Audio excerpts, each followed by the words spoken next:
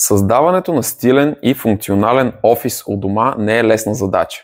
Но с съветите, които съм ви подготвил в тези две видеа, се надявам да ви е една идея по-лесно. Местоположението е ключово. Изберете ъгъл или стая с минимални разсейващи фактори. Идеално е да бъде близко до естествена светлина. Уверете се, че офисът е лесно достъпен за вас, но и отделен от общите пространства, за да поддържате фокус. Мебелите. Изберете бюро, което е достатъчно голямо за вашите нужди. Разгледайте опции с допълнителни рафтове или чекмеджета, или сложете стендинг деск, което е здравословно. Инвестирайте в ергономичен стол, който осигурява подкрепа на гърба като Erman Miller Embody. Удобството е ключово за дълги работни часове. Декорация и стил. Изберете успокоящи цветове, които вдъхновяват продуктивността, като светло-сини или зелени. Добавете акцентни цветове за динамика.